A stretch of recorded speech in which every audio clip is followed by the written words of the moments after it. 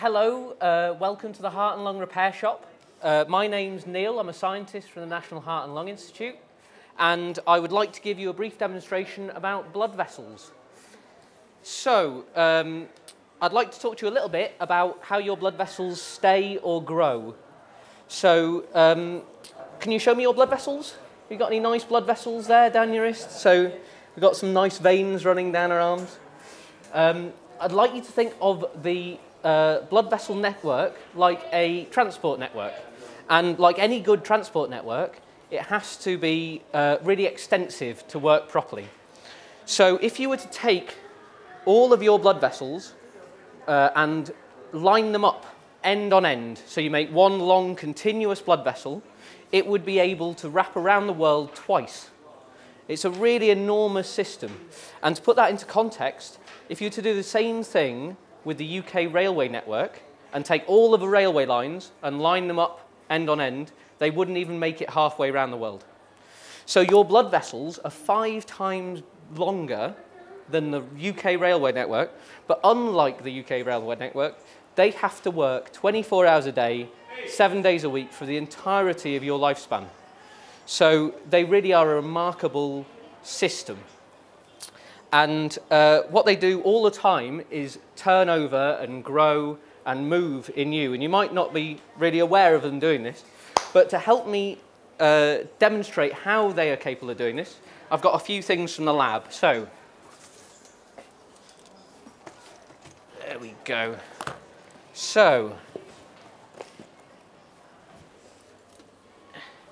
we have some aloe vera, some broccoli, some cinnamon sticks, and a handful of radishes. And what I'd like you to think of first, before we get onto blood vessels, is could you tell me why it is that an aloe vera plant, the leaf of an aloe vera plant, grows upwards? So it's growing towards something. What do plants grow towards? Sunlight. So sunlight is a really important factor to get the plant to grow towards the sun because it's a potent energy source for the plant. Now, not all of a plant grows up. So take a radish here. They actually burrow down into the soil. So what is it that's driving the radish down into the soil? Well, it's actually gravity. Gravity pulls the radish into the soil, and sunlight is attracting the leaves of the aloe vera plant. And although we'd like to think that we're slightly more complex than the radish, our blood vessels actually work in a very similar way.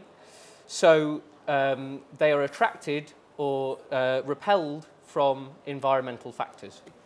Now, what is it that blood vessels carry around the body? So they carry oxygen. Brilliant. So oxygen is like sunlight for the plant. Oxygen is what really drives our blood vessels to go in a particular direction. So if we have a blood vessel here carrying blood which is oxygenated, then running along here, what happens if we have an injury to our blood vessel? Well, we actually lose that oxygen and have much less oxygen on this side of the injury compared to the healthy blood vessel. And so our bodies have developed really remarkable ways of sensing oxygen and then telling surrounding blood vessels that they need to grow towards this low oxygen. And so the blood vessels will then grow back into this area, restoring the blood flow and therefore the oxygen to this region, this damaged region. And this is really important in injury, like when we cut ourselves, but also in vascular diseases like heart disease, and we've been talking this morning as well about transplantation.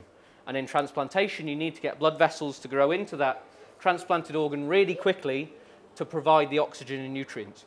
And so the growth of blood vessels is really important to your day-to-day health and well-being. However, as with so many things in science, it's more complicated than that.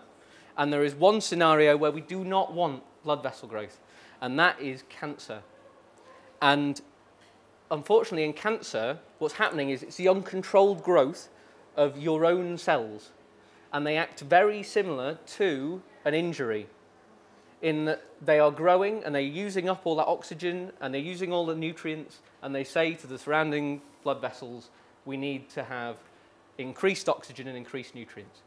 And your body provides that by growing the blood vessels into the cancer. The cancer can then grow much larger and much quicker, and unfortunately this is to the detriment of our own health. So what we're doing in research in the lab is we're looking at either promoting blood vessel growth in injury, disease and organ transplantation, or trying to inhibit blood vessel growth in things like cancer. And that's a very difficult balance. I've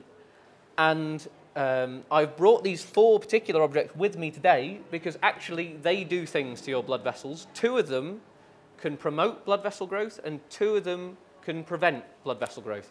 So I wonder if you can hazard a guess to what you think either promotes or inhibits blood vessel growth. Start with the aloe vera. What do you think? Do you think that'll promote blood vessel growth? It does promote blood vessel growth, and you might recognize it from the creams.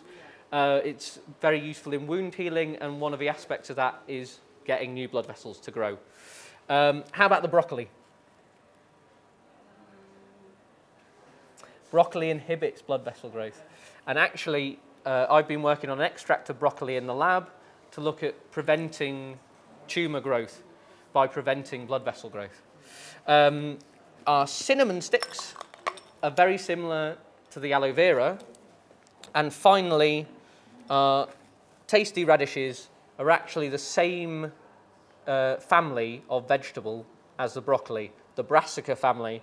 And as I say, extracts of these have been used to try and develop cancer therapies. So with that, I hope I've given you some food for thought on how blood vessels stay or grow. And I'll be here for the rest of the day, a blood vessel day. So if you have any questions, please let me know.